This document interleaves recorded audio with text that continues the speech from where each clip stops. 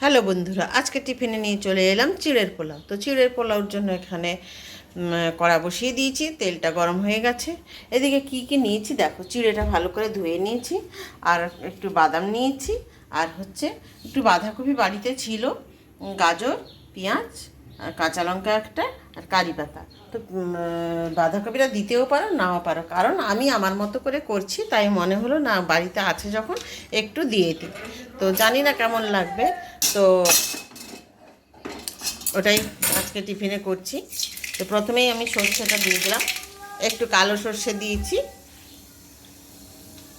আচ্ছা, তারপরে আমি দিয়ে দিয়েছি পেঁয়াজ। পেঁয়াজ দিয়ে দিলাম, একটা কাঁচা লঙ্কাও দিয়ে দিলাম, আর ওই কারি পাতাটা যে ছিল কারি পাতাটাও দিয়ে দিলাম। এরপরে কিন্তু আমি গাজরটা আর ইয়েটা দিয়ে দেবো, বাঁধাকপি যেটা কেটে রেখেছি ওটাও আমি দিয়ে দেবো। বাঁধাকপি কেউ দিতে পারো নাও পারো, কারণ বাঁধাকপি চাউমিনে দিলে ভালো হয়। তো বাড়িতে যখন আছে ওই কারণে আমি ভাবলাম না একটু দিয়েই দিই। ওটাও তো একটা সবজির মধ্যে পড়ে, তো সবজি খেলেই তো ভালো, যত সবজি খাবে তত শরীর ভালো থাকে।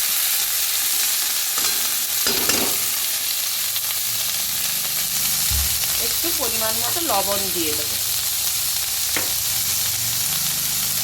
পরিমাণ মতো একটু লবণ দিয়ে দিলাম।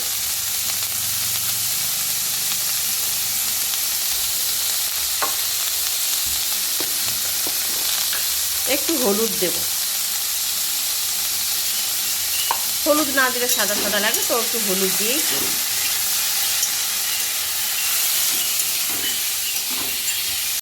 সবজিগুলো ভাজা ভাজা হয়ে গেছে, এবার আমি চিড়েটা দিয়ে দেবো। তো চিড়েটা ধুয়ে রেখেছিলাম,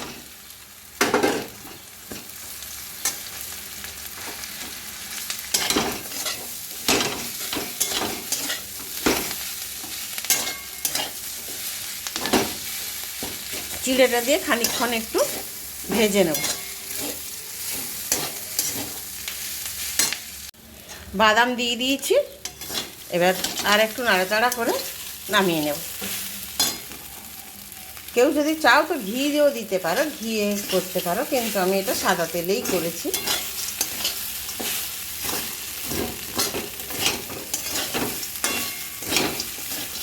আর মিষ্টিও দিতে পারো যারা মিষ্টি খাও, আমাদের তো সব সুগার পেশেন্ট, ওই জন্য মিষ্টি দিইনি।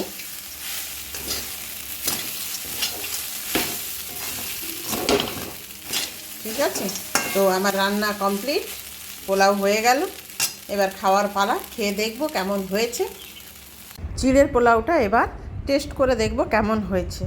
তো আমি আগে খেয়ে দেখি একটু কেমন হয়েছে।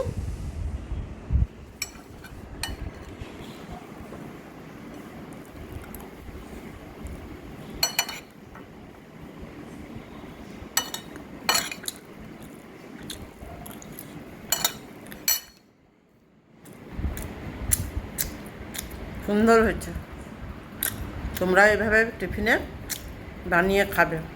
টাটা, এখন খেয়ে নিই, আবার আসবো নেক্সট ভিডিওতে।